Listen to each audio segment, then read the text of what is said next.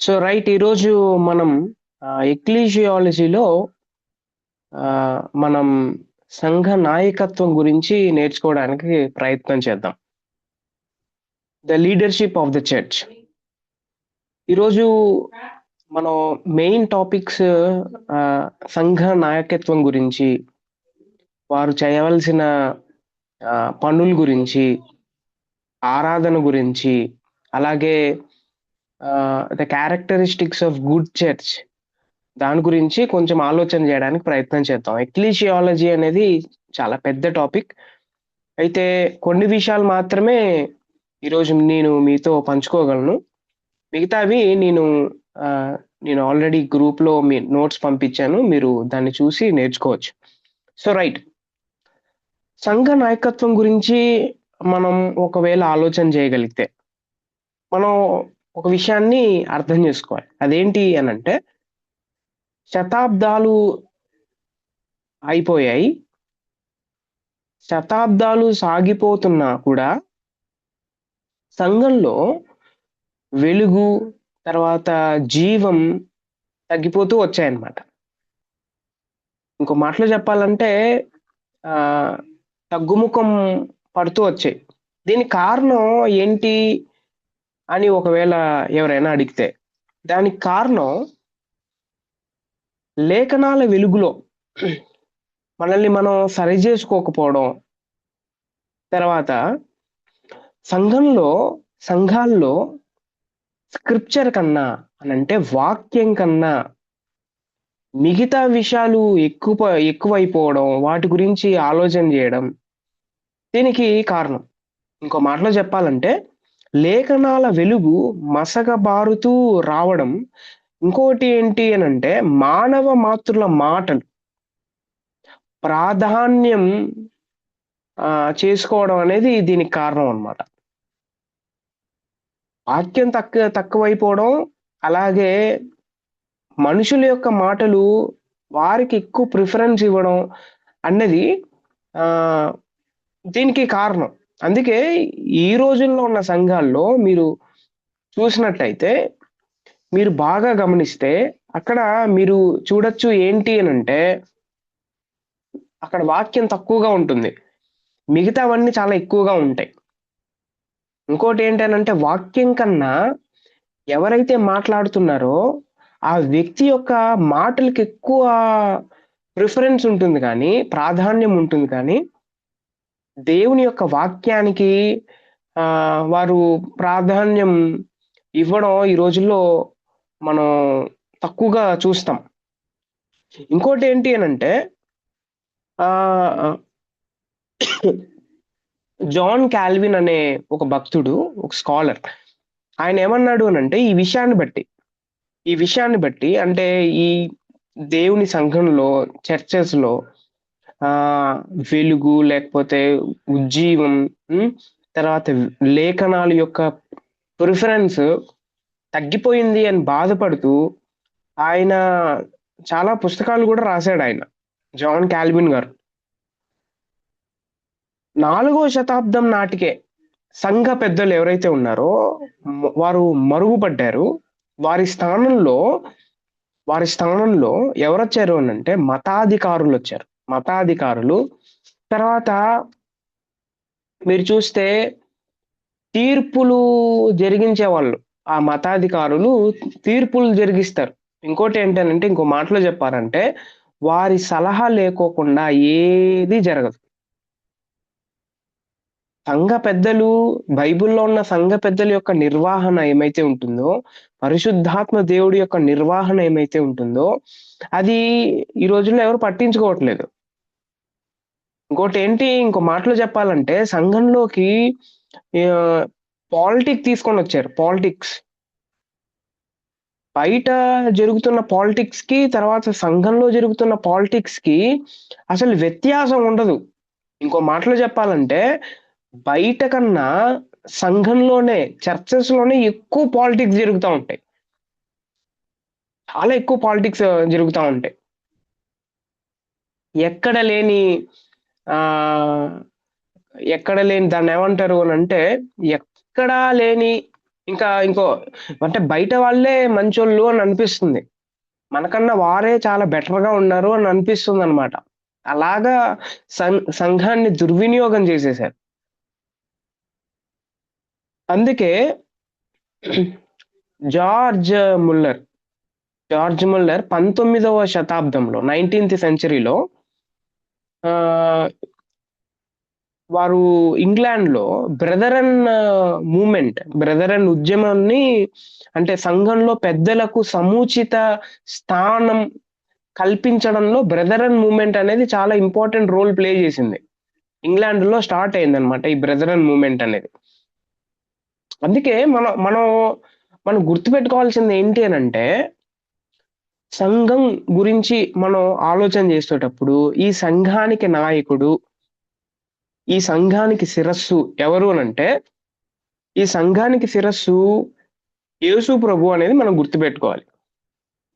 ఇంకే ఏ మనిషి కాదు, ఏ మానవ మాతృడు సంఘానికి శిరస్సు కాదు. కేవలం యేసుక్రీస్తు ప్రభువారు మాత్రమే అన్నది మనం ఆలోచన చేయగలిగితే సంఘాలు బావుంటాయి.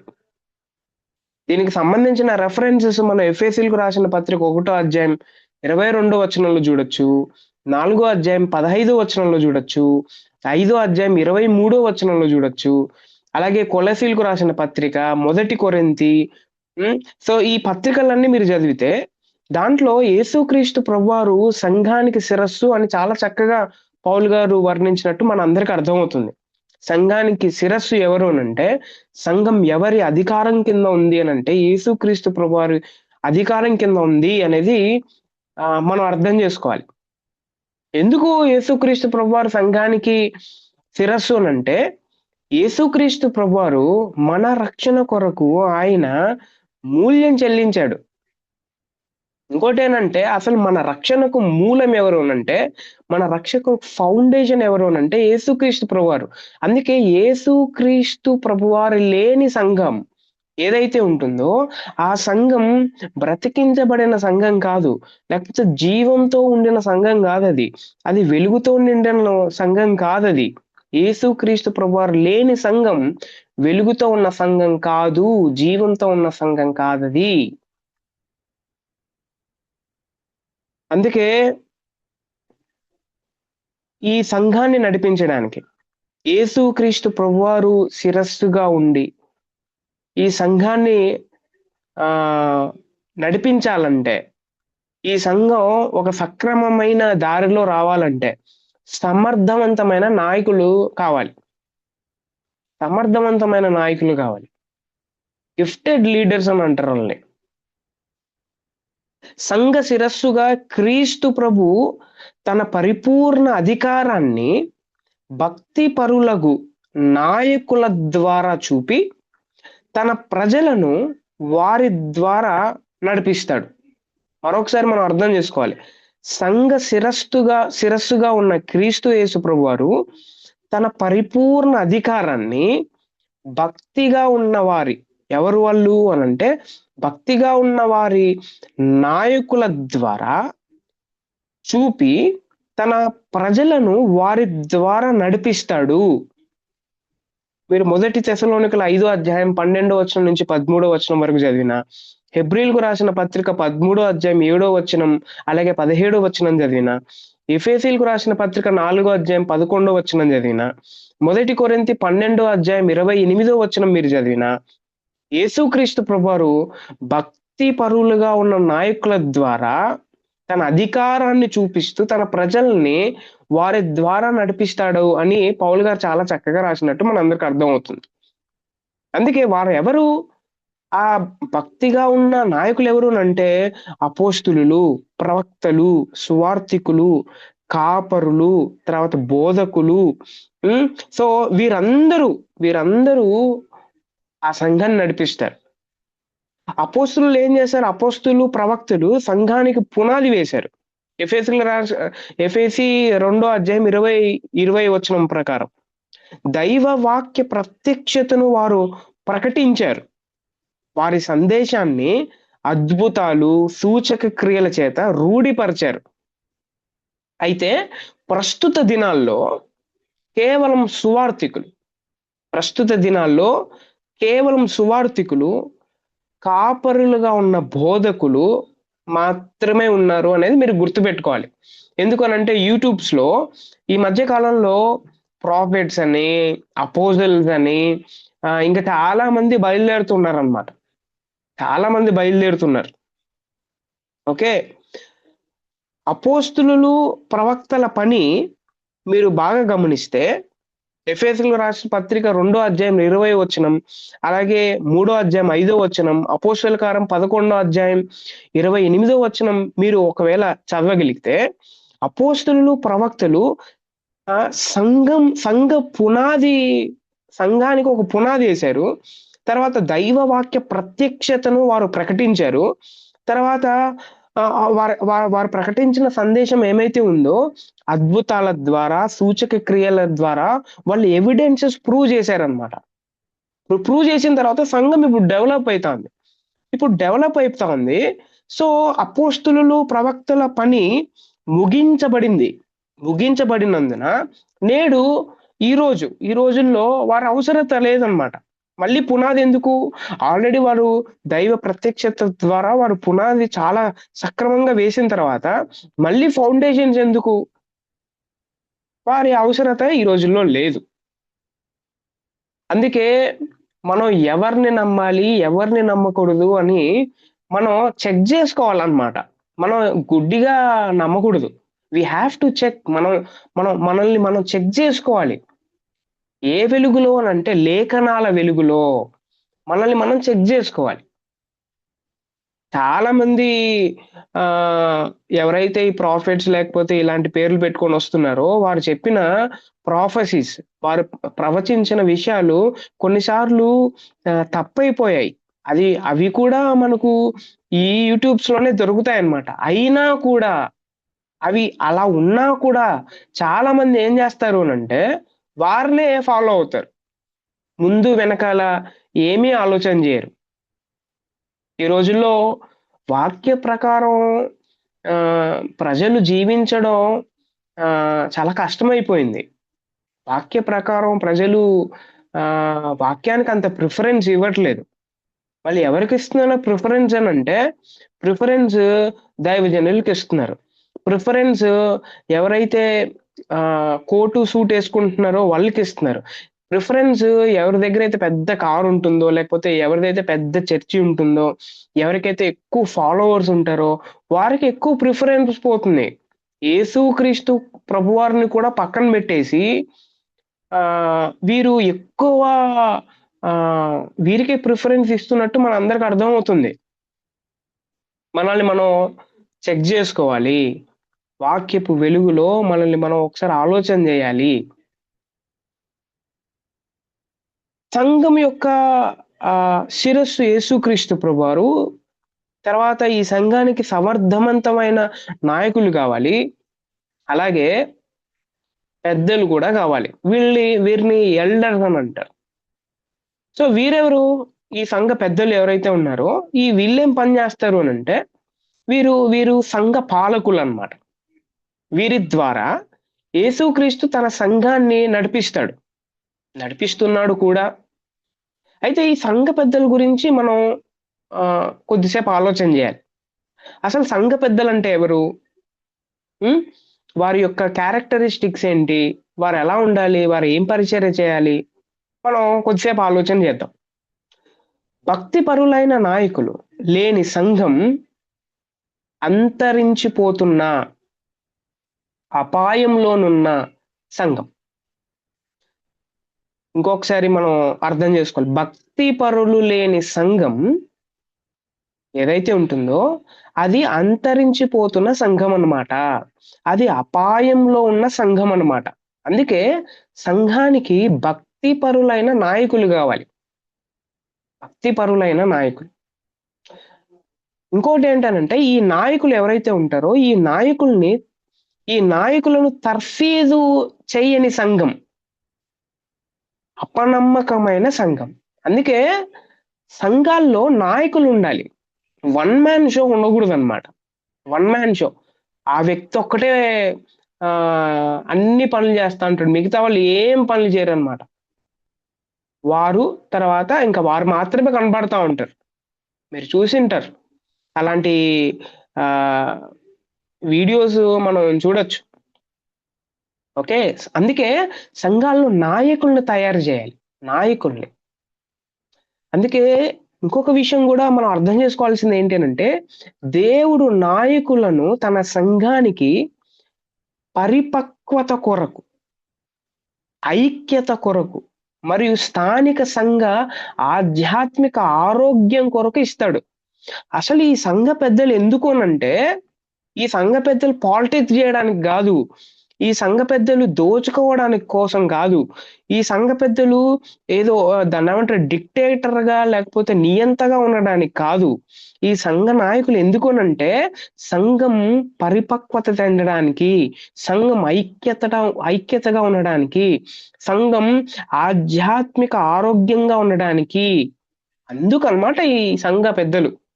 ఈ సంఘ పెద్దలు ఐక్యత విడగొడుతున్నా, సంఘం యొక్క పరిపక్వత చెడగొడుతున్నా, తర్వాత ఆధ్యాత్మిక ఆరోగ్యం స్పిరిచ్యువల్ హెల్తీనెస్ అని అంటారు. ఇది ఆ సంఘంలో ఈ పాడు చేస్తున్న ఈ నాయకులు అసలు నాయకులుగా ఉండటానికి బైబిల్ ప్రకారం ఏ అర్హత లేదు అలాంటి వారికి. ఇది మనం అర్థం చేసుకోవాలి. అందుకే భక్తిపరులు, నమ్మకస్తులు ఆహ్, ఇంకోటేంటనంటే ఈ భక్తిపరులు, నమ్మకస్తులు తర్వాత మారు మనస్సు అనుభవం లేని నాయకులు లేని సంఘాలు చాలా తీవ్రంగా నష్టపోతాయి. నష్టం అంటే ఏంటి? నష్టం అంటే డబ్బు విషయంలో అది కాదు. వారు బాగా సంపాదించొచ్చు. కానీ వారి జీవితాన్ని వారు నష్టపోతారు. ఇప్పుడు కాకపోవచ్చు. ఇప్పుడు కాకపోవచ్చు. కానీ యేసుక్రీస్తు ప్రభువారు తీర్పు దినాన ఎవరైతే ఇలా ఉంటారో దాని నుంచి ఎవరు తప్పించుకోలేరు అనే విషయాన్ని మనం అర్థం జేసుకోవాలి. ఈ ఈ సంఘ పెద్దలు ఆహ్, దేవుని గృహ నిర్వాహకులు అనేది గుర్తుపెట్టుకోవాలి. ఈ సంఘ పెద్దలు ఏంటి అనంటే దేవుని యొక్క గృహ నిర్వాహకులనమాట. తీతుకు రాసిన పత్రిక 1 అధ్యాయం 7 వచనం ప్రకారం సంఘ పెద్దలుగా ఉన్న వారెవరైతే ఉన్నారో దేవుని యొక్క గృహ నిర్వాహకులు. నైతికంగా నిందారహితులుగాను, లేఖనాల వినియోగంలో సమర్థులుగాను ఉండాలాళ్ళు. ఈ రోజుల్లో ఉన్న సంఘ పెద్దలకి అసలు వాక్యం అంటే తెలీదు. వాక్యాన్ని ఎలాగా అర్థం జేసుకోవాలో తెలీదు. ఇది చాలా బాధాకరమైన విషయం ఇది. ఈ సంఘ పెద్దలు నిందారహితులుగాను ఉండాలి మామూలుగా. కానీ అన్ని నిందలు వీళ్ళ మీదే ఉంటాయి. హ్మ్. తర్వాత నైతికంగా వారుండాలి. మోరల్ వాల్యూస్ ఉండాలి. ఎక్కడలేని అనైతికత అంతా సంఘంలోకి తెచ్చిపెడుతూ ఉంటారనమాట. చాలా ప్రాబ్లమాటిక్‌గా వారు బిహేవ్ చేస్తా ఉంటారు.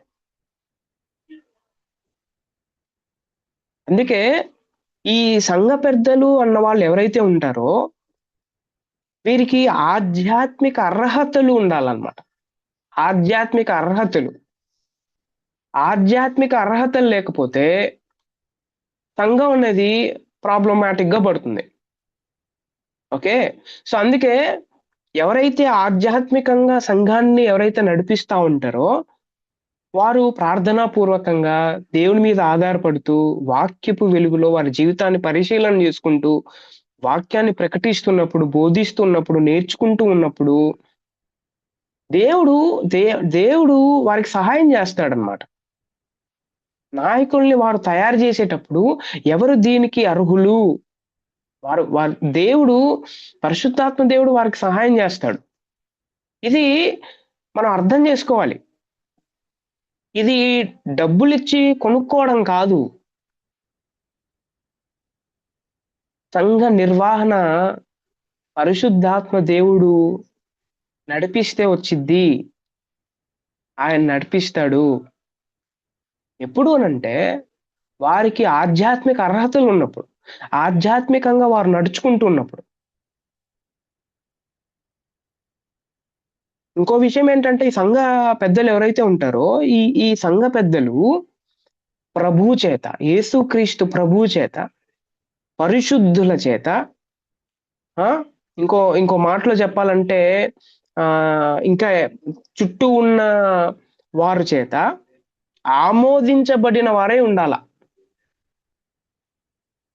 అట్లాంటి వాళ్ళని సంఘం ఎదుట, అంటే సంఘం ఎదుట బహిరంగంగా గుర్తించాలి. ఇంకో మాటలో మీరు ఎప్పుడైనా 1 తిమోతి 3వ అధ్యాయం 1వ వచనం నుంచి 7వ వచనం వరకు చదివితే మంచి నైతిక ప్రవర్ధన గలవారుగా ఉండాలి. బిహేవియర్, వారి యొక్క క్యారెక్టరిస్టిక్స్ అనేది చాలా ఇంపార్టెంట్. వారి పర్సనాలిటీ అనేది చాలా ఇంపార్టెంట్. చాలా మంది నాకు తెలిసిన కొంతమంది సహోదరులు వారు క్రిస్టియానిటీని చూసి ఎందుకు అసహించుకుంటారు అని అంటే, క్రిస్టియానిటీలో క్రైస్ట్ లేడు అని అంటారు వాళ్ళు. యేసుక్రీస్తు ప్రభువారు మీరు దేన్నైతే నమ్ముతున్నారో దాంట్లో యేసు ప్రభు కనబడట్లేదు. యేసు ప్రభు చెప్పేది ఒకటి, యేసుక్రీస్తు ప్రభువారు బోధించిన విషయాలు ఒకటి, యేసుక్రీస్తు ప్రభువారు ప్రకటించిన సత్యాలు ఒకటైతే, యేసుక్రీస్తు ప్రభువుని నమ్ముకొని యేసుక్రీస్తు ప్రభువాన్ని వెంబడిస్తున్న వారు యేసుక్రీస్తు ప్రభువారికి వ్యతిరేకంగా ప్రవర్తిస్తుంటారు. ఇలాంటి వాళ్ళని చూసి వారు ఏమనుకుంటారు అనంటే క్రైస్తవ్యంలో కూడా ఇలాంటివి ఉన్నాయన్నమాట అని వారు నిందించడానికి ప్రయత్నం చేస్తారు. వారికి ఒక రకమైన బాధ ఉంటుందన్నమాట. మారల్ వాల్యూస్ ని సొసైటీకి నేర్పించాల్సిన మనమే మారల్ వాల్యూస్ లేకపోతే ఇంకా ఏం మనం సంఘానికి నేర్పిస్తాం? మనం ఇంకా ఏం ప్రపంచానికి మనం యేసుక్రీస్తు ప్రభువారికి అంటే దాని గురించి మనం బోధిస్తాం, ప్రకటిస్తాం? ఇది మనం మనం ఆలోచన చేయాలి.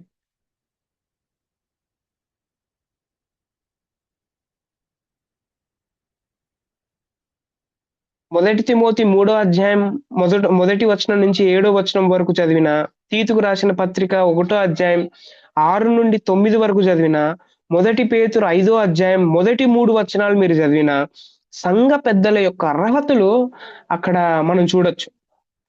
ఏంటి ఆ అర్హతలు అనంటే, నిందారహితుడు, ఏకపత్ని పురుషుడు, తర్వాత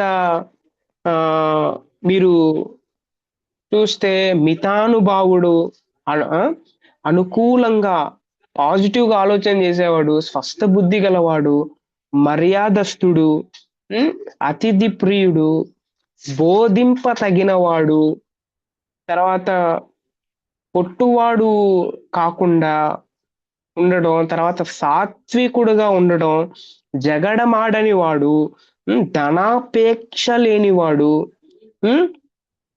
ఇంకోటి ఏంటంటే క్రొత్తగా చేరిన వాడై ఉండకూడదు. సంఘముకు వెలుపటి వారి నుండి మంచి సాక్ష్యం కలిగి ఉండాలి. సో ఇవన్నీ మీరు మొదటి తిమోతికి రాసిన పత్రికలో చదివితే చాలా స్పష్టంగా ఇవన్నీ ఉండాలి సంఘ పెద్దలకు. అయితే ఈ రోజుల్లో సంఘ పెద్దలు అన్న వాళ్ళు ఎవరైతే ఉంటారో, సంఘ పెద్దలు అని అంటే కేవలం ఈ రోజుల్లో సంఘ పెద్దలు అది కాదు. సంఘ పెద్దలు అంటే ఆ రోజుల్లో పాస్టర్స్ ని కూడా సంఘ పెద్దలు అనేవాళ్ళు. సో ఎవరైతే బోధిస్తున్నారో, ఎవరైతే ప్రకటిస్తున్నారో వారికి ఇలాంటి లక్షణాలు ఉన్నాయా, అలాంటి వారిన మనం ఎన్నుకొనింది, మళ్ళీ వారు ఏం చేస్తున్నారు అనే విషయాన్ని మనం ఆలోచన చేస్తే సంఘం ఎంత ప్రమాదంలో ఉంది, ఈ సంఘాన్ని మనం పాడు చేస్తున్నామా లేకపోతే కడుతున్నామా అనే విషయం మనకు అర్థమవుతుంది. సంఘాన్ని కట్టే బాధ్యత మన మీద ఉంది. యేసుక్రీస్తు ప్రభువారు పరిశుద్ధాత్మ దేవుని యొక్క సహాయంతో ఆయన మన ద్వారా తన పరిచర్య జరిగించాలని అనుకుంటాడు. కాబట్టి మనం మనం మనం మన మొరాలిటీ అన్నది చాలా స్పష్టంగా ఉండాలి.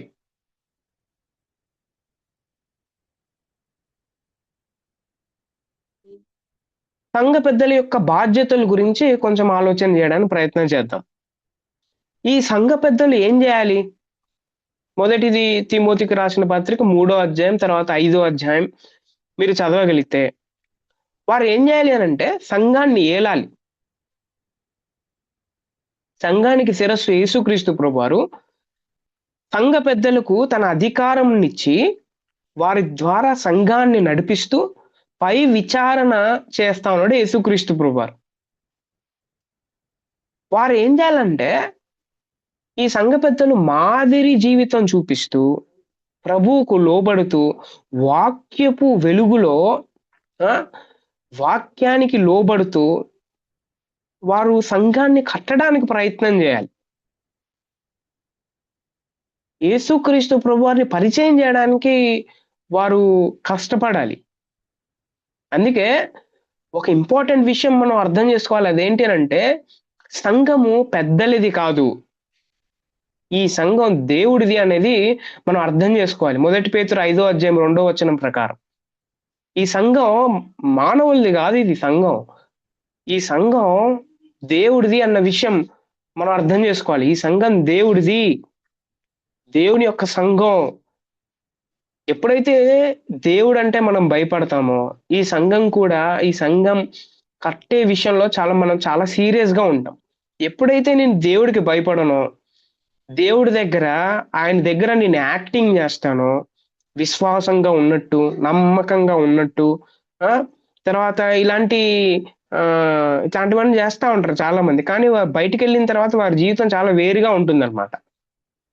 కొన్నిసార్లు అనిపిస్తుంది ఏంటంటే విశ్వాసుల కన్నా అవిశ్వాసులే చాలా బాగున్నారు, మారల్ వాల్యూస్ కలిగి ఉన్నారు అని అనిపిస్తుంది. ఎందుకనంటే అంతగా వారు ఏం చేస్తారంటే నైతికంగా పాడైపోయారు. దేవుడు అంటే అర్థం కాలేదు, వాక్యం అంటే అర్థం చేసుకోవట్లేదు.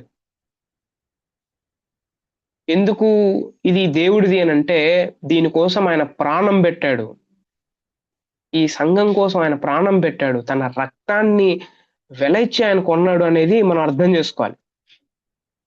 రెండో బాధ్యత ఏంటి సంఘ పెద్దలిదేనంటే వారు వాక్యాన్ని ప్రకటించాలి.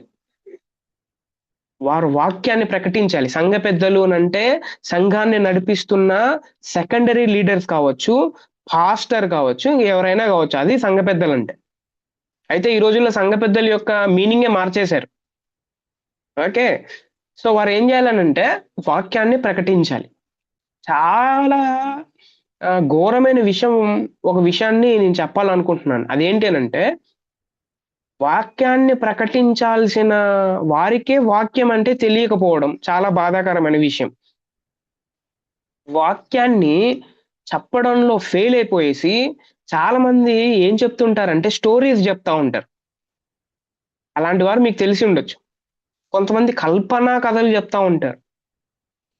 ఇంకా కొంతమంది అసలు వాక్యం ఉండదు, దాంట్లో ఏదో ఉంటుంది, ఏదో సుత్తి ఉంటుంది దాంట్లో. ఎంతసేపు చెప్తారంటే దాన్ని ఒక 2 గంటలు 3 గంటల సేపు చెప్తారు.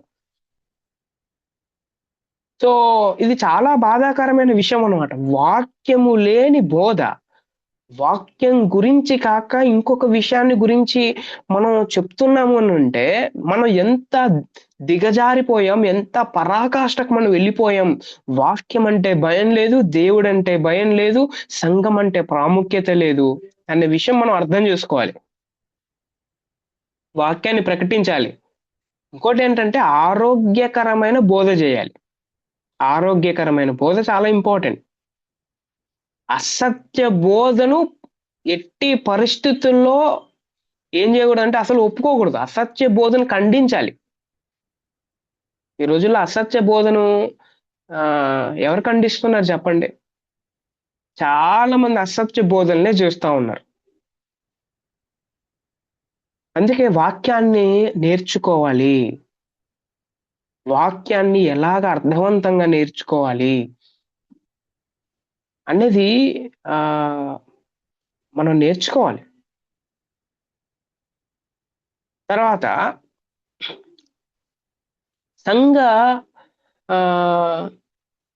ఈ పెద్దలు ఎవరైతే ఉంటారో సంఘంలో వన్ మ్యాన్ షో చేయకూడదు అనమాట. తన కింద నాయకుల్ని తయారు చేయాలన్నమాట ఆ సంఘ పెద్దలు. వారి తర్వాత నెక్స్ట్ జనరేషన్ లేకపోతే నెక్స్ట్ నాయకులను కూడా వారు నియమించాలి. సంఘానికి మాదిరిగా ఉండాలి. సంఘాన్ని అసత్య బోధల నుండి కాపాడాలి. సంఘస్థుల కొరకు ప్రార్థన చేయాలి. సంఘముల పట్ల శ్రద్ధ కలిగి ఉండాలి వీళ్ళు, ఈ సంఘ పెద్దలు అన్నవాళ్ళు. ఉం? సంఘానికి ఎలా బోధిస్తే సరిపోతుంది, ఎలాగ బోధించాలి? వీళ్ళు ప్రార్థనలో, తర్వాత ఐక్యతలో, వాక్యంలో, దేవుడి యందు అంటే ప్రేమలో, ఆరాధన చేసే విషయంలో, పరిచర్య విషయంలో, సువార్త విషయంలో, ఉం? దేవునికి లోబడే విషయంలో వీరిని ఎలాగా మనం మనం ఎలాగ హార్డ్ వర్క్ చేయాలి వాళ్ళని ఇలా తీసుకొని రావడానికి అనేది ఆలోచన చేయాలి సంఘ పెద్దలు.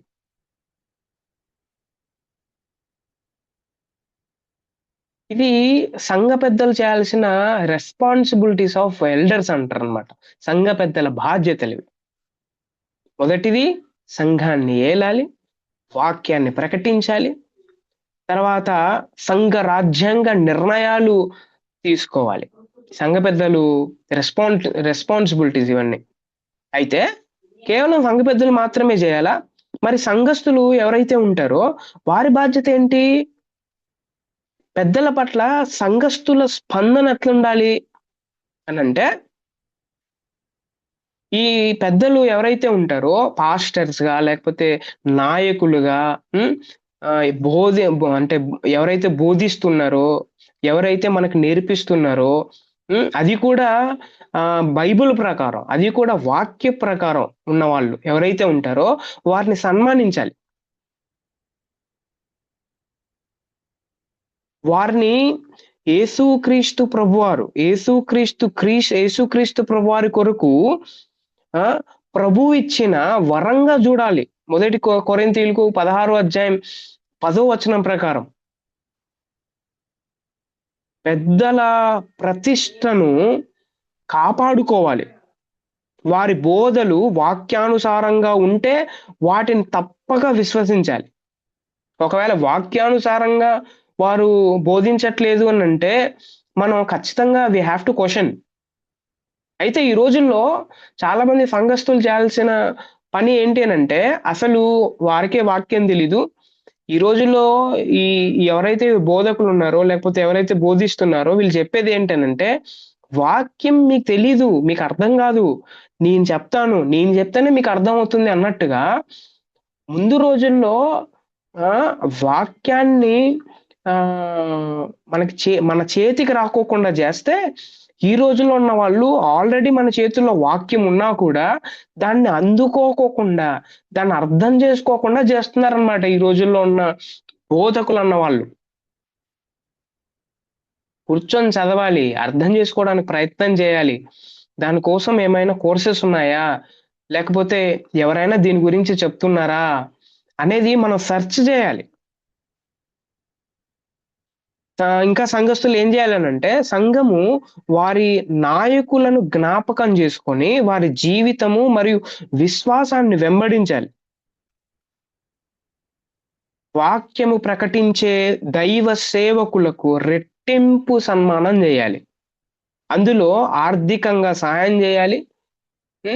అది మొదటి తిమోతి 5వ అధ్యాయం 17వ వచనం, మొదటి కొరింథీ 9వ అధ్యాయం, తర్వాత గలతీయులకు రాసిన పత్రిక 6వ అధ్యాయం ప్రకారం మనం చూడొచ్చు. అయితే ఇది సంఘస్థులు గుర్తించాలన్నమాట. అయితే ఈ రోజుల్లో కొంతమంది బోధకులు వారు ఏం చేస్తా ఉంటారంటే, వారు అడుగుతా ఉంటారు. దాని గురించి కాదు మనం చెప్పేది. సంఘస్థులు ఒకవేళ వారి జీవితం మాదిరిగా ఉన్నా, లేకపోతే వారు ప్రకటించే వాక్యం విశ్వాసంగా ఉన్నా, దేవుడి యందు లోబడుతున్నా వారు గుర్తిస్తారనమాట. మనం సపరేట్ గా అడగాల్సిన అవసరం లేదు. ఓకే. ఇంకోటి ఏంటంటే, వారి కోసం ప్రార్థన చేయాలి, వారికి సహాయం చేయాలి. ఇది సంఘస్థులు ఈ పాస్టర్స్ గా లేకపోతే దైవ సేవకులుగా ఉన్న వారి పట్ల చూపించాల్సిన స్పందన ఇలా ఉండాలన్నమాట. ఓకే. అయితే సంఘ పెద్దలే కాదు, ఈ సంఘాన్ని నిర్వహిస్తున్న వాళ్ళు ఇంకొకరు ఉన్నారు. వారు ఎవరంటే పరిచారకులు అంటారు. సంఘ పెద్దలు, పరిచారకులు. ఓకే. సంఘ పెద్దల యొక్క బాధ్యతలు వేరుగా ఉంటాయి, పరిచారకుల యొక్క బాధ్యతలు వేరుగా ఉంటాయి. వీరు ఒకటే కాదు. సో ఈ సంఘ పరిచారకులు ఎవరంటే వీరు సంఘ పెద్దల క్రింద భౌతిక పరిచర్య చేసేవాళ్ళు. భౌతికంగా వీరు పరిచర్య చేసేవాళ్ళు. వీళ్ళని ఏమంటారు అనంటే చర్చ్ డీకన్స్ అని అంటారు వీళ్ళని. ఓకే, 1 తిమోతి 3వ అధ్యాయం 8-13 వచనం వరకు చదివితే డీకన్స్ మనకు కనబడతాడు. దేవుడు తన సంఘానికి సేవ చేసే మనుషులను లేపినప్పుడు ప్రధానంగా వారి హృదయం సరి అయినదో కాదో చూస్తాడు. ఫస్ట్ పాయింట్ అది. వారికి ఎన్ని తలాంతులు ఉన్నాయి, వారికి ఎన్ని సామర్థ్యతలు ఉన్నాయి అనే ప్రశ్నల కంటే వారికి ఎన్ని ఆధ్యాత్మిక సద్గుణాలు ఉన్నాయి అన్నదే దేవునికి ప్రాముఖ్యం. ఇంకొకసారి చదువుతున్నాను. దేవుడు ఒకవేళ ఒక వ్యక్తిని పరిచారకుడిగా ఎన్నుకోవాలంటే వారికి ఎన్ని తలాంతులు ఉన్నాయి, ఎన్ని సామర్థ్యతలు, అది కాదు ఇంపార్టెంట్. వారికి ఎన్ని ఆధ్యాత్మిక సద్గుణాలు ఉన్నాయి అన్నది దేవునికి ప్రాముఖ్యం. ఓకే, అందుకే గ్రీక్ భాషలో పరిచారకుడు అన్న ఈ మాట ఏదైతే ఉందో డియాకోనోస్ అని అంటారు అన్నమాట. ఓకే, డియాకోనోస్ ఇది ఈ 100 సార్లు వాడబడింది. కొత్త నిబంధనలు 100 సార్లు వాడబడింది డియాకోనోస్ అన్న మాట. దీనికి అర్థం ఏంటి అనంటే బల్ల యుద్ధ వేచి ఉండుట. చాలా అర్థాలు ఉన్నాయి. అంటే బల్ల యుద్ధ వేచి ఉండుట అనే అర్థాన్ని ఇంకో మాటలో ప్రతి రకమైన పరిచర్యకు ఈ డియాకోనోస్ అనే పదాన్ని వాడారు. లూకా సువార్త 4వ అధ్యాయం 39వ వచనం, అలాగే 10వ అధ్యాయం 40వ వచనం, 17వ అధ్యాయం 8వ వచనం, యోహాను సువార్త 12వ అధ్యాయం 2వ వచనం, తర్వాత భోజనాన్ని పంచిపెట్టట్లో ఈ రెఫరెన్సెస్ వాడితే చట్టాన్ని కాపాడే సైనికులు, రక్షక భటులు వారు కూడా పరిచారం చేస్తా ఉంటారు కదా. రోమిలకు రాసిన పత్రిక 13వ అధ్యాయం 4వ వచనంలో అక్కడ కూడా డియాకోనోస్ అంటే భౌతికంగా పరిచర్య చేసేటప్పుడు వారిని పరిచారకులు అని అంటారు అన్నమాట. ఓకే, ఇంకో మాట చెప్పాలంటే ఒక రకమైన ఆధ్యాత్మిక సేవ. 1 కొరింథీ 12వ అధ్యాయం 5వ వచనం ప్రకారం మనం చదివితే ఇది ఆధ్యాత్మికమైన సేవ. ఇది మనం అర్థం చేసుకోవాలి. ఈ పరిచారకులు వారికి సంఘ పెద్దల్లాగే వీరు కూడా అర్హతలు ఉండాలి. వ్యక్తిగత శీలం బాగుండాలి, పర్సనల్ ఐడెంటిటీ. తర్వాత 2 నాలుకలు ఉండకూడదు. 2 నాలుకలు అంటే అర్థం ఏంటి? వాడు ఎలా పడితే అలా మాట్లాడకూడదు, వేషధారుల్లాగా మాట్లాడకూడదు. మిగుల మద్యపాన ఆసక్తులుగా ఉండకూడదు, మద్యపానం సేవించేవాడుగా ఉండకూడదు. ఈ రోజుల్లో మద్యపానం సేవించే వాళ్ళు పరిచారకులుగా ఉండటం చాలా బాధాకరమైన విషయం.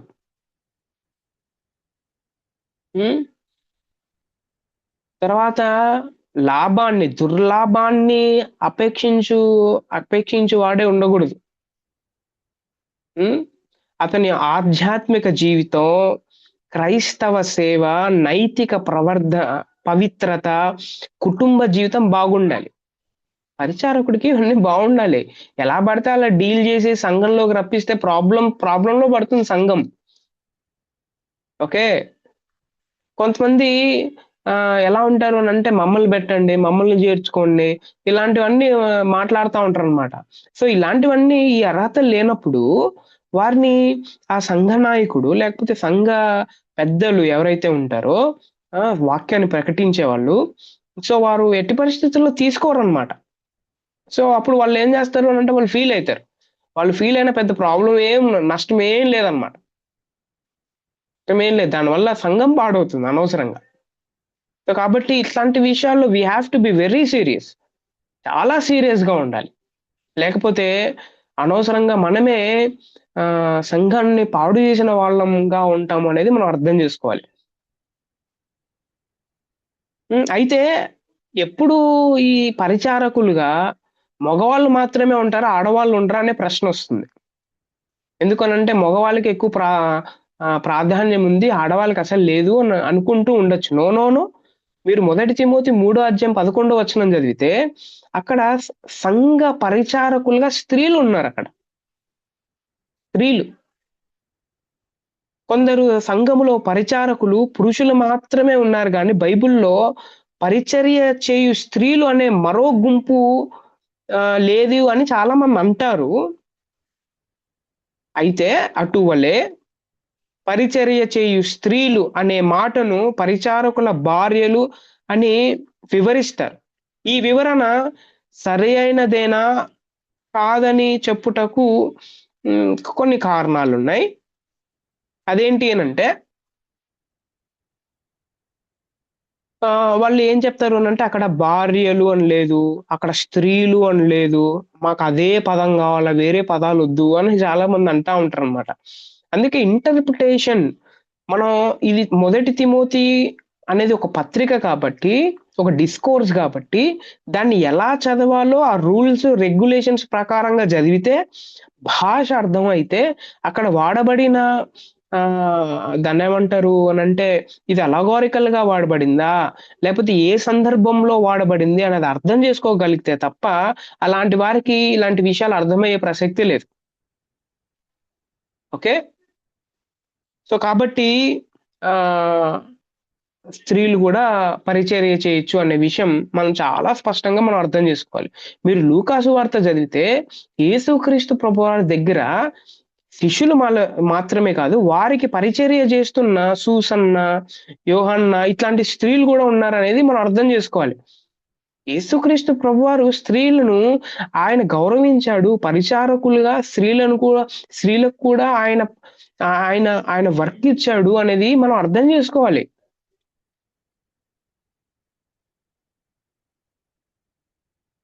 ఈ వీరికి కూడా కొన్ని అర్హతలున్నాయన్నమాట.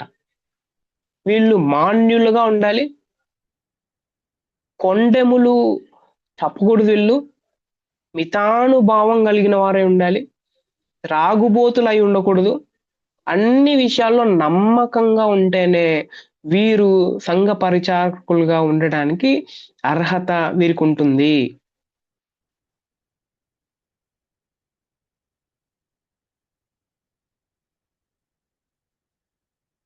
అయితే మన సంఘ పెద్దల గురించి విన్నాం. పరిచారకుల గురించి విన్నాం. ఈ పరిచారకుల్లో పురుషులు, స్త్రీలు అందరూ పరిచర్య చేయొచ్చు అనే విషయం కూడా మనం చూసాం. అయితే సంఘం యొక్క ఉద్దేశ్యం ఏంటి? అసలు సంఘము ఉద్దేశ్యం the purpose of the church ఏంటి? అనే ప్రశ్న ఒకవేళ మనం వేసుకుంటే దానికి ఆహ్, కొన్ని కారణాలున్నాయి. ఓకే. రక్షణ చరిత్ర కోణం నుండి చూస్తే సంఘం ఉనికి యొక్క కారణాలు నంబర్ 1 యేసుక్రీస్తును గురించి సువార్త సర్వలోకం అంతటా ప్రకటించుట ద్వారా ఏం జరుగుతుందనంటే సంఘం యొక్క ఉద్దేశం నెరవేర్చబడుతుంది.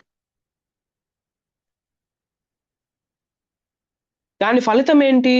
యేసుక్రీస్తు ప్రభువారి గురించిన సువార్త ప్రకటిస్తే ప్రతి జాతిలోనూ పాపులు చీకటిలో నుండి రక్షింపబడి దేవుని రాజ్యంలో చేరతారు వాళ్ళు. దేవుని రాజ్యంలో చేరితే దేవునికి లోబడతారు. తర్వాత నిత్య జీవానికి వారు వారసులుగా ఉంటారు. తర్వాత సంఘం దాని సభ్యుల పట్ల ఉన్న సంబంధం అనే కోణం నుండి చూస్తే ఒకవేళ సంఘం దేవుని మహిమ కొరకుంది అనేది మనకు అర్థమవుతుంది. ఎఫెసీయులకు రాసిన పత్రిక 1 అధ్యాయం 5-6 వచనాలు చదివినా, 12-14 వచనాల వరకు చదివినా, 3 అధ్యాయం 20వ వచనం, 21వ వచనం చదివినా, 2 తెస్సలోనికలు 1 అధ్యాయం 11వ వచనం లేకపోతే 12వ వచనం చదివినా, ఈ సంఘం ఎవరి కోసం అనంటే దేవుని మహిమ కొరకు. అందుకే ఈ సంఘం దేవుణ్ణి మహిమపరచాలి. మనం ఇంకా చాలా సింపుల్‌గా ముచ్చటగా 3 విషయాలు చెప్పుకోవాలంటే ద పర్పస్ ఆఫ్ చర్చ్ అనేది ప్రభువుని స్తుతించడానికి. To exalt the lord. ప్రజలకు సువార్త చెప్పడానికి, పరిశుద్ధులను సంసిద్ధపరచడానికి సంఘం ఉంది అనేది మనం అర్థం చేసుకోవాలి. ప్రభువును స్తుతించడానికి, ప్రజలకు సువార్త చెప్పడానికి, పరిశుద్ధులను సంసిద్ధపరచడానికి సంఘం ఉంది. This is the purpose of church. Exalt the lord అనే విషయంలో ఆరాధన అనే విషయం వస్తుంది. యోహాను 4:24 ప్రకారం దేవుడు ఏమై ఉన్నాడో గ్రహించి ఆయన గొప్పతనానికి, మంచితనానికి తగిన మాటల ద్వారా మరియు విధేయత క్రియల ద్వారా గౌరవ ఘనతలు చెల్లించుటయే దైవ ఆరాధన అంటే. ఆరాధన అంటే ఈ రోజుల్లో చాలా మంది లేచి నిలబడి చేతులు ఎత్తి అలాగా కొద్దిసేపు ఒక హాఫ్ అన్ అవర్ లేకపోతే ఒక 15 మినిట్స్ అలా కళ్ళు మూసుకొని అలాగా అట్లా అనడం, అది ఆరాధన అనుకుంటా ఉంటారు చాలా మంది. ఆరాధన అంటే అది కాదు. అది కాదు ఆరాధన. ప్రభువుని ఆరాధన చేయడానికి మనం పాట, కీర్తన అనే ఒక ఇన్స్ట్రుమెంట్ ని వాడుతున్నాం అంతే. ఇంకొకసారి, ఆరాధన అంటే దేవుడు ఏమై ఉన్నాడో గ్రహించి ఆయన గొప్పతనానికి మరియు మంచితనానికి తగిన మాటల ద్వారా మరియు విధేయత క్రియల ద్వారా గౌరవ ఘనతలు చెల్లించడమే దైవ ఆరాధన అంటే. అందుకే ఆరాధనలో ఎప్పుడు క్రీస్తు ప్రభువుని గణపరచాలి, యేసుక్రీస్తు ప్రభువుని గణపరచాలి ఆరాధనలో.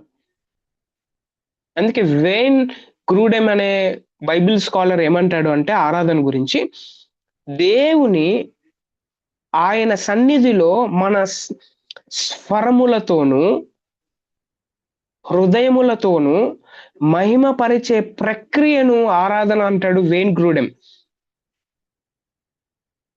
ఆయన సన్నిధిలో, దేవుని సన్నిధిలో మన స్వరాలతో అలాగే మన హృదయాలతో మహిమపరిచే ప్రక్రియ ఏమైతే ఉంటుందో అదే ఆరాధన అంటాడు వేన్ గ్రూడెమ్. ఎంత మంచిగా చెప్పాడు చూడండి ఆయన. అందుకే ఆరాధన అనే ఈ కాన్సెప్ట్ ఏమైతే ఉందో బైబిల్లో 3 కోణాల్లో కనబడుతుంది ఆరాధన అనేది. నంబర్ 1, ఇది చాలా ఇంపార్టెంట్. మనం ప్రతి క్షణం మన అంతరంగ జీవితాన్ని దేవుని మహిమార్థంగా మలుచుకొనడం అనే ఒక కోణం కనబడుతుంది ఆరాధనలో. 1 తిమోతి 2వ అధ్యాయం మొదటి 3 వచనాలు మీరు చదివితే, ఎఫెసీయులకు రాసిన పత్రిక 5వ అధ్యాయం 9-10 వచనాలు మీరు చదివితే, అక్కడ ప్రతి క్షణం మన అంతరంగ జీవితాన్ని దేవుని మహిమార్థము మలుచుకొనుట అనే విషయం కనబడుతుంది. దాంట్లో భక్తి, ఆ మలుచుకోవడంలో భక్తి అనేది ఇంపార్టెంట్ రోల్ ప్లే చేస్తుంది. దేవునిగా గుర్తించి ఆయన పట్ల సరి అయిన వైఖరి ప్రదర్శించడం భక్తి అంటే. భక్తి అంటే మనం ఈ రోజుల్లో ఈ క్రిస్మస్ సీజన్ లో చాలా మంది భక్తి పరులు బయలుదేరతారనమాట. ఆ భక్తి పరుల వల్ల చాలా డిస్టర్బెన్సెస్ జరుగుతాయి. ఈ రోజుల్లో భక్తి అన్నది మనం నేర్పించాల్సింది పోయి భక్తిహీనతను మనం ప్రదర్శిస్తున్నాం. ఇది చాలా బాధాకరమైన విషయం. ఇది మాన్యత, తర్వాత మంచితనం, నీతి, సత్యం, అంతరంగ జీవితం బాగుండాలి. ఈ అంతరంగ జీవితం ద్వారా దేవునికి మహిమ తేయాలి. ఇది ఇంకో విషయం ఏంటంటే, ఇది ఏదో ఈ భక్తి, మాన్యత, లేకపోతే మంచితనం, నైతికత, లేకపోతే సత్యం, ఇది మనం ఆరాధన చేయడానికి ఆదివారం వచ్చేసి ఒక హాఫ్ అన్ అవర్ లో అలా నిలబడేసి చేతులు పైకెత్తే వచ్చేది కాదు. ఇది ప్రతిరోజు అనుదినం మన జీవితాన్ని జీవిస్తూ ఉంటే తప్ప ఇవి రావు. అందుకే ఆరాధన అనేది ఒక జీవిత విధానం. కేవలం ఆదివారానికి పరిమితం కాదు ఇది. ప్రతి విశ్వాసి ఇలాగా ప్రతిరోజు జీవిస్తూ ఉంటే మంచి ఆరాధికుడుగా ఉండి దైవ ఉద్దేశాన్ని నెరవేరుస్తాడు ఆ వ్యక్తి. ఆదివారాలు ఆ ఆ చాలా మంది ఒక ఒక దైవజనుడు ఏమన్నాడంటే ఆదివారాలు ఉమ్, నిజంగా దేవుణ్ణి ఆరాధించే వారికన్నా యాక్టింగ్ చేసే వాళ్ళు చర్చెస్ లో మనకి ఎక్కువ కనబడతాడు అని అన్నాడు. కొన్నిసార్లు అనిపిస్తుంది, నిజం అనిపిస్తుంది. ఎందుకోనంటే వారి జీవితం, వారిలో సత్యం ఉండదు, వారిలో భక్తి ఉండదు, నీతి మంచితనం ఏమీ ఉండవు. కానీ చర్చికి వచ్చేసి అలాగా కొద్దిసేపు అలా నిలబడితేనే ఇంకా ఆ వ్యక్తి కన్నా ఇంకా భక్తి పరుడు ఇంకెవ్వరు లేడు అని అనిపిస్తుంది.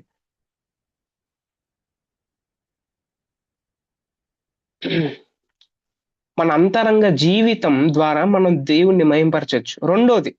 రెండో కోణం ఏంటంటే మనం ఇతరులకు చేసే మంచి కార్యం ఆరాధన అవుతుంది.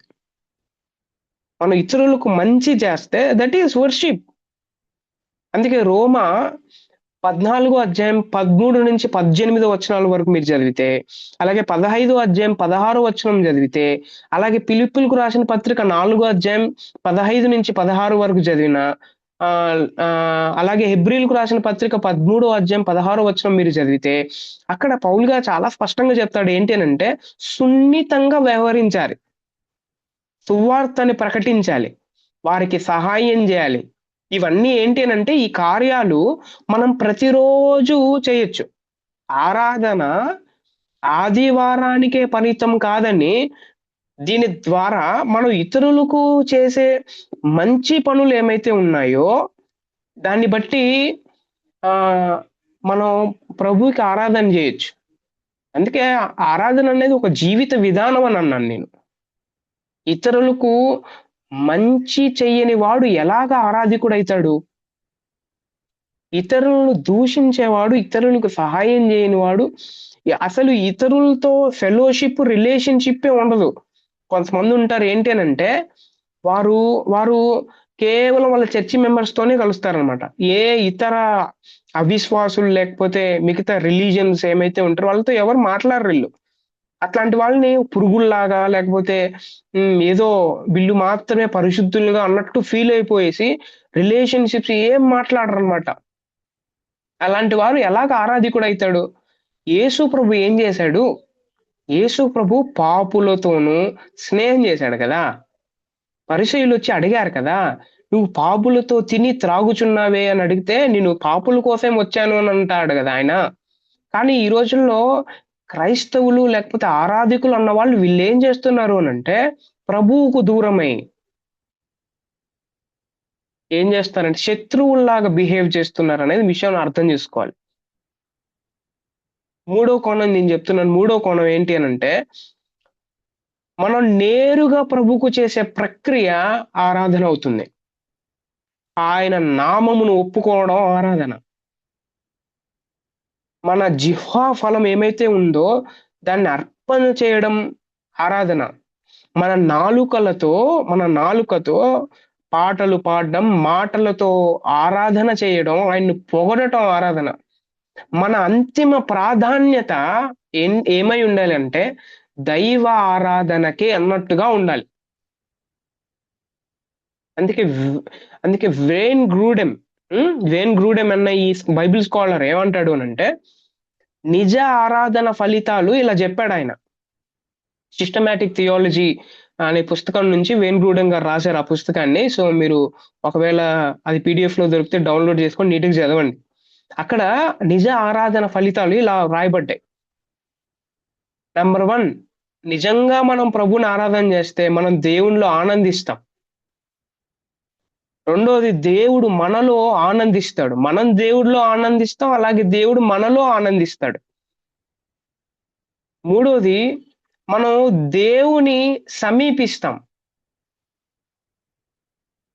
మనం ఎప్పుడు మనం దేవుడిలో ఆనందించడం ఎక్కువైపోయింది. దేవుడు దీని ద్వారా ఆనందిస్తున్నాడు, ఆయనకు సంతోషం వస్తుందని ఆలోచన చేయడం ఈ రోజుల్లో ఉన్న క్రిస్టియన్స్ అసలు ఆలోచన చేయట్లేదు. నాలుగోది చెప్తున్నాను, అదేంటి అనంటే దేవుడు మనలను సమీపిస్తాడు. మనం దేవుణ్ణి సమీపిస్తాం, దేవుడు మనల్ని సమీపిస్తాడు. ఇంకోటి ఏంటి అనంటే దీని దీని ద్వారా వచ్చే ఫలితం ఏంటి అనంటే దేవుడు మనకు పరిచర్య చేస్తాడు. ప్రభువు శత్రువులు పారిపోతారు. అవిశ్వాసులు తాము దేవుని సన్నిధిలో ఉన్నారని గుర్తిస్తారు. అసలు అవిశ్వాసులతో మనం ఎప్పుడైనా మాట్లాడుతున్నప్పుడు అసలు వారు ఏమైనా ఫీల్ అవుతున్నారా? వారికి చలనం అసలు వారు అనుభవిస్తున్నారా? వారు ఏమనుకుంటా ఉంటారంటే అసలు క్రిస్టియానిటీలో అసలు ఇట్లాంటి వ్యక్తి అసలు ఉండకూడదని అనుకుంటున్నారా? ఒకసారి ఆలోచన చేయాలి. అవిశ్వాసులు దేవుని సన్నిధిని అనుభవించడం చాలా ఇంపార్టెంట్. ఈ రోజుల్లో దేవుని సన్నిధిని వారు అనుభవించడం కాదు కానీ అనైతికత, అసత్యము, అబద్ధము ఇట్లాంటివన్నీ అనుభవిస్తా ఉంటారు వాళ్ళు. పేరుకు మాత్రమే క్రైస్తవుడు చేసే పనులన్నీ ఇలాంటివి ఉంటాయి. దేవునిలో మనం ఆరాధన చేయడం కాదు, దేవుడు మనలో ఆనందించాలి. మనం చేసే పని ద్వారా ఆనందించాలి. దేవుడు మనల్ని సమీపించాలి. దేవుడు మనకు పరిచర్య చేసే విధంగా మన ఆరాధన ఆ లెవెల్లో ఉండాలి. పాట పాడడం మాత్రమే ఆరాధన కాదు. పాట మాత్రం పాడితే ఆరాధన, ఇంకా అదొక్కటే ఆరాధన, మిగతాది ఆరాధన కాదు. నో, మన జీవితం ఆరాధన అనేది మన జీవిత విధానం. ఇది మనం మర్చిపోకూడదు. అయితే ఈ రోజుల్లో ఉన్న ట్రెండ్లో దౌర్భాగ్యం ఏంటి అని అంటే పాట పాడడం మాత్రమే ఆరాధన, మిగతాది ఆరాధన కాదు అని అనుకుంటారు. దాంట్లో నుంచి బయటికి రావాలి. అందుకే ఒకవేళ నిజ ఆరాధనలో నేను ఎలాగా ప్రవేశించాలి? ఇప్పటి వరకు నేను ఏదో విధంగా ఆరాధన చేశాను. అయితే ఇప్పుడు నేను నిజంగా ఆరాధన చేయాలనుకుంటున్నాను. అయితే ఎలా అనే ప్రశ్న ఒకవేళ వేసుకుంటే ఫస్ట్ పాయింట్ ఏంటి అనంటే సిద్ధపాటు ప్రార్థన చేసుకోవాలి. అది ఇంపార్టెంట్. అదేంటిది? ఆరాధన చేయడానికి కూడా సిద్ధపాటు ప్రార్థన అవసరమా? అవసరం. ఆరాధనను గూర్చి పఠించాలి. దాని గురించిన పరిజ్ఞానం పెంచుకోవాలి. దెబ్బతిన్న విడిపోయిన సంబంధాలు సరిచేసుకోవాలి. వ్యక్తిగత పరిశుద్ధతలో ఎదగాల. పాటలు పాడాలి, కానుకలు ఇవ్వాలి, ప్రభువు బల్లలో పాలు పొందాలి. ఇది నిజమైన ఆరాధనలో ప్రవేశించడం అంటే.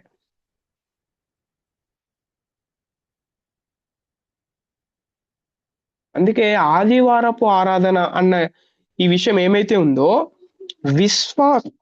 విశ్వాసుల యొక్క క్షేమాభివృద్ధి కోసం మాత్రమే ఆదివారాన్ని మనం వినియోగించాలి.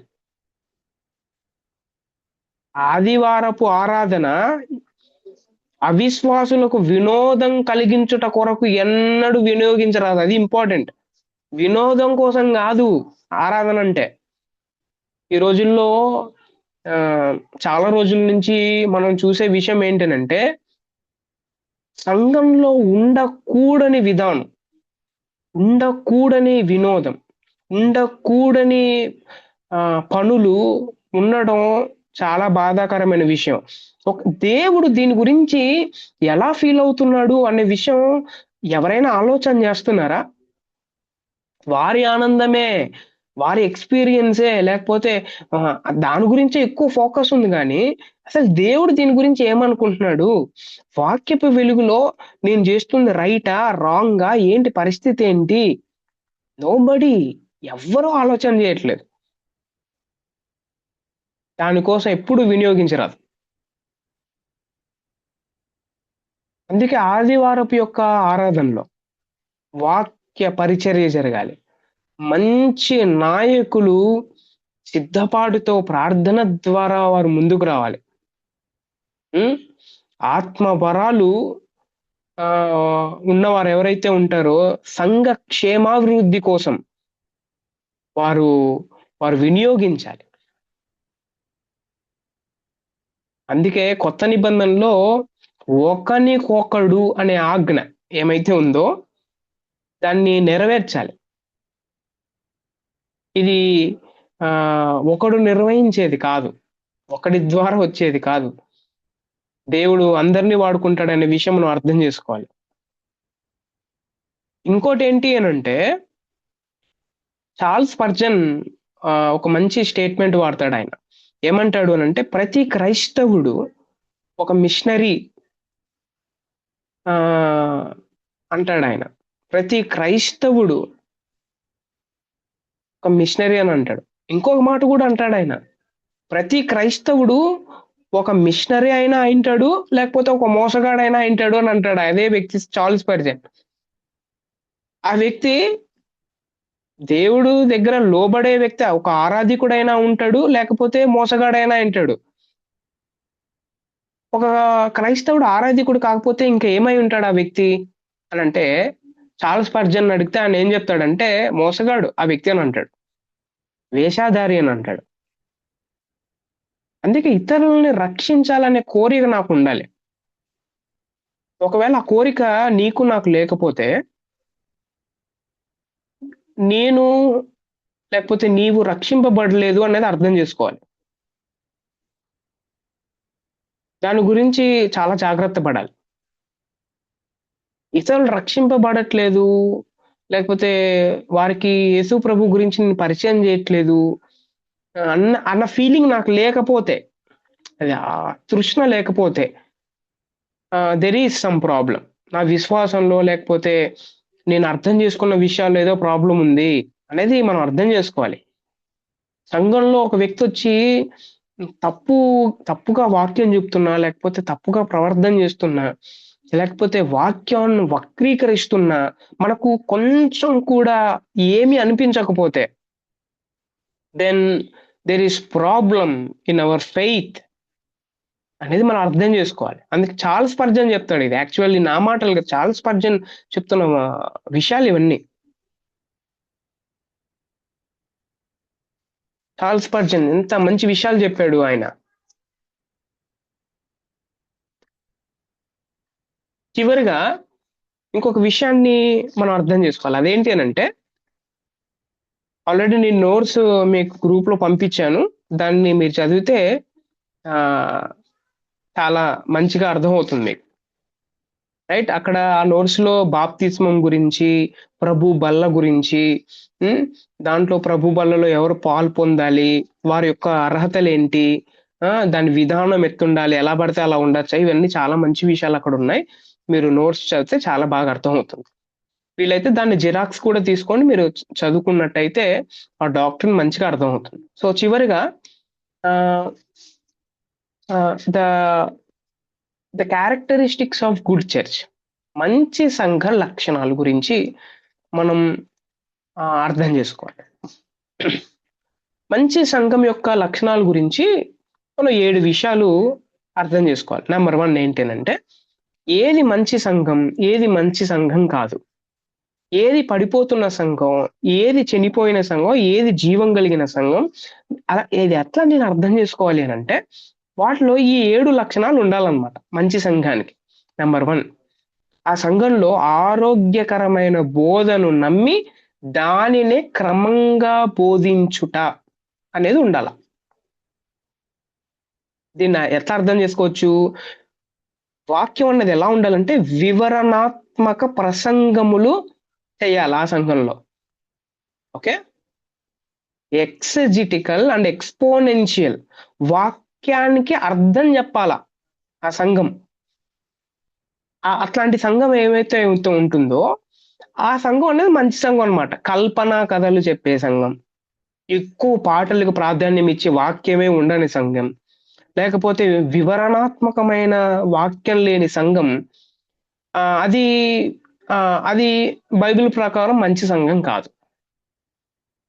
ఓకే, తర్వాత రెండోది ఏంటి అంటే, పవిత్రమైన సువార్తను ప్రేమించి స్పష్టంగా ప్రకటించాలి, చాలా స్పష్టంగా ప్రకటించాలి. కొంతమంది ఉంటారు, అదేంటి అంటే సంఘస్థులు ఏమనుకుంటారో అవన్నీ పక్కన పెట్టేసేయండి. సంఘస్థులు ఏమనుకుంటారో కాదు, దేవుడు ఏమనుకుంటారో అనేది ఆలోచన చేయాలి ఇక్కడ. దేవుడు ఏమనుకుంటాడు? దేవుడు ఈ విషయం పట్ల ఎలా ఫీల్ అవుతున్నాడు ఆయన? ఈ ప్రజలను ఎలాగా దేవుని వైపు తిప్పాలా? స్పష్టంగా ప్రకటించాలి. చాలా స్పష్టంగా. సువార్తను ప్రేమించాలి ఆ వ్యక్తి. అట్లాంటి సంఘం మంచి సంఘం. మూడోది, భక్తి పరులైన నాయకులు ఉండాలి ఆ సంఘంలో. భక్తి పరులైన నాయకులు ఆ సంఘంలో ఉండాలి. నాలుగోది, వాక్యానుసారంగా జీవించే సంఘస్థులు కూడా ఉండాలి ఆ సంఘంలో.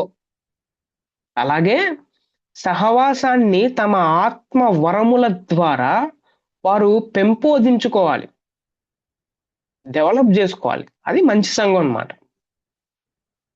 4 విషయాలు చెప్పాను. ఐదో విషయం, సంఘ క్రమశిక్షణ పాటించాలి. సంఘం అనేది చాలా చాలా క్రమశిక్షణగా ఉండాలన్నమాట.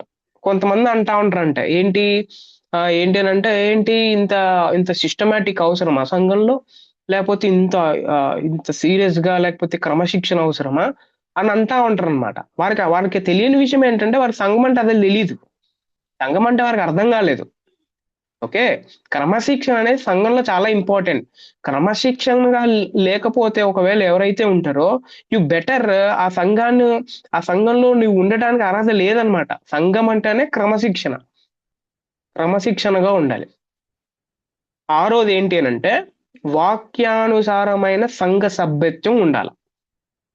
ఎందుకు వాక్యానుసారమైన మాట అన్నాడు అని అంటే, వాక్యానుసారమైన సంఘ సభ్యత్వం లేదు కాబట్టి, బైబిల్ ప్రకారం సభ్యత్వం అంటే ఏంటి మీనింగ్ అని అంటే, అపోస్తలుల కార్యం 2వ అధ్యాయం 41వ వచనం, తర్వాత 47వ వచనం, 4వ అధ్యాయం 4వ వచనం మీరు చదివితే, వాక్యానుసారమైన సంఘ సభ్యత్వం అంటే ఏంటో అక్కడ అర్థమవుతుంది. అది మంచి సంఘం అన్నమాట. ఏడవది, శిష్యరికం మరియు సంఘ అభివృద్ధి పట్ల ఆసక్తి కలిగి ఉండాలన్నమాట ఆ సంఘం అనేది. శిష్యుల్ని తయారు చేయాలి ఆ సంఘం. సంఘం అభివృద్ధి ఏంటి? అభివృద్ధి అంటే పెద్ద చర్చి కట్టడం కాదు, అది కాదు. అభివృద్ధి ఎక్కడ ఉండాలంటే, శిష్యుల్ని తయారు చేసే అభివృద్ధి ఉండాల. స్పిరిచువల్ హెల్తీనెస్ పెంపొందించే అభివృద్ధి ఉండాల. అది మంచి సంఘం అన్నమాట. ఈ సంఘం మంచిదా లేదా అనేది మనం ఎలాగ గుర్తించాలి అని అంటే, ఇలా గుర్తించవచ్చు. అయితే ఇవన్నీ ఎప్పుడు గుర్తిస్తాడు ఒక వ్యక్తి? ఆ వ్యక్తి దేవుడు అంటే భయపడినప్పుడు గుర్తిస్తాడు. ఆ వ్యక్తికి వాక్యం అంటే ఏదో అర్థమైనప్పుడు గుర్తిస్తాడన్నమాట. వాక్యం అంటే ఏమీ జ్ఞానం లేకోకుండా అలాంటి వారు ఇట్లాంటి విషయాలు వారికి అర్థం కాదు. కాబట్టి ఈ విషయాలు చాలా జాగ్రత్తగా అర్థం చేసుకోవాలని ప్రభు పేరిట కోరుతున్నాను. అయితే ఇంకో ఫైనల్ గా ఒక పాయింట్ మనం చెప్పుకోవాలి. అదేంటి అంటే, the importance of Sunday for Christians. క్రైస్తవులకు ఆదివారం యొక్క ప్రాముఖ్యత ఏంటి అనేది మనం అర్థం చేసుకోవాలి. ఎందుకు అని అంటే, ఆదివారం యొక్క ప్రాముఖ్యత చాలా ఉంది. ఆదివారం చాలా ఇంపార్టెంట్. మీరు మత్తయి సువార్త 28వ అధ్యాయం మొదటి 2 వచనాలు, అలాగే మార్కు సువార్త 16వ అధ్యాయం 2, 3, 4, 5 వచనాలు, లూకా సువార్త 24వ అధ్యాయం మొదటి 3 వచనాలు, లేకపోతే యోహాను సువార్త 20వ అధ్యాయం మొదటి వచనం మీరు చదివితే, అక్కడ క్రీస్తు ఆదివారమున పునరుద్ధానుడై లేచాడు కాబట్టి ఆదివారం అనేది చాలా ఇంపార్టెంట్. యేసుక్రీస్తు ప్రభువారు ఈ లోకానికి వచ్చి మరణించి ఆయన ఆ మరణాన్ని జయించి ఆదివారం రోజు లేచాడు కాబట్టి పునరుద్ధాన దినం అని అంటారు. అందుకే సండే అనేది చాలా ఇంపార్టెంట్. రెండోది ఏంటి అని అంటే, పునరుద్ధానుడైన యేసు మొదట తన శిష్యులను కలిశాడు. ఏ రోజు అని అంటే ఆదివారం రోజు. మత్తయి సువార్త 28వ అధ్యాయం 8 నుంచి 10 వచనాలు చదివిన, యోహాను సువార్త 20వ అధ్యాయం 13, 14, 15, 16, 17, 18, 19 వచనాలు చదివిన, లూకా సువార్త 24వ అధ్యాయం 13వ వచనం నుంచి 15వ వచనం వరకు చదివిన, యేసుక్రీస్తు ప్రభువారు పునరుద్ధానుడై లేచిన తర్వాత శిష్యులను ఎప్పుడు కలిశాడంటే ఆదివారం రోజు కలిశాడు. పునరుద్ధానమైన రోజు కలిశారు. ఎందుకంటే సండే అనేది ఇంపార్టెంట్ అన్నమాట.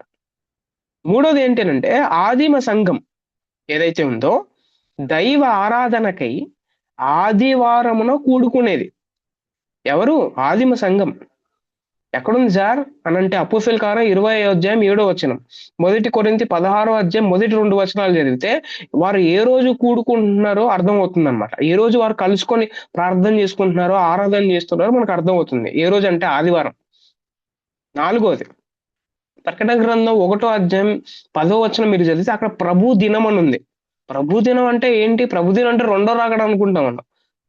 సో దట్ ఈజ్ ఆదివారం అనేది మనం అర్థం చేసుకోవాలి. ఓకే, తర్వాత 5వ విషయం ఏంటంటే సంఘ చరిత్ర. మీరు ఒక ద హిస్టరీ ఆఫ్ క్రిస్టియానిటీ ఒకవేళ మీరు చదవగలిగితే సంఘ చరిత్ర అంతా క్రైస్తవులు ఆదివారమును ప్రభు యొక్క ఆరాధన కొరకై వాడారు. ఎవరు? మన fathers, church father, apostolic fathers, వీళ్ళందరూ సంఘ చరిత్రలో ఉన్న పెద్దలు ఎవరైతే ఉన్నారో వారు ఆదివారం అన్నది చాలా ఇంపార్టెంట్. ప్రభువుని ఆదివారం రోజు ఆరాధన చేయడానికి అన్నది వారు వాడుకున్నారు ఆ రోజుని. అందుకని సంఘం ఆదివారం అనేది చాలా ఇంపార్టెంట్. చివరిది ఏంటంటే సంఘం ఆదివారమున పెంతకోస్తు దినాన ప్రారంభమైంది కాబట్టి అపోస్తల కార్యం 2 అధ్యాయం 1 వచనం ప్రకారం ఆదివారం అనేది చాలా ఇంపార్టెంట్. ఇది ఎందుకు మనం ఇలాగా చదువుతున్నామంటే కొంతమంది ఏం చెప్తారంటే ఆదివారం అంత ఇంపార్టెంట్ కాదు, అసలు బైబిల్లో ఆదివారం రోజు ఆరాధన చేసినట్టు ఎక్కడుంది బైబిల్లో అన్నది వాళ్ళు ప్రశ్నలు అడుగుతారు. కాబట్టి ఆదివారం గురించి కొంచెం ఇంపార్టెన్స్ ఆఫ్ సండే అనేది మనందరికి తెలియాలి. కాబట్టి ఈ విషయాలు మనం అర్థం చేసుకోవాలి. సో మనం ప్రభువుని ఆరాధన చేస్తున్నాం, అపోస్టలిక్ ఫాదర్స్, తర్వాత చర్చ్ ఫాదర్స్, తర్వాత యేసుక్రీస్తు ప్రభువారు పునరుద్ధానుడై లేచిన దినం, అలాగే ఆదిమ సంఘం వారు ఆరాధన చేయడానికి కూడుకున్న దినం ఏ రోజు అని అంటే ఆదివారం రోజు. కాబట్టి ఆదివారం అనేది చాలా important. Sunday worship is more important అనే విషయాన్ని మనం అర్థం చేసుకోవాలి. ఇంతటితో సో ఎక్లీషియాలజీ అనే ఈ క్లాస్ ముగించడం జరిగింది. సో నెక్స్ట్ క్లాస్ లో మనం నెక్స్ట్ టాపిక్ ని డీల్ చేద్దాం.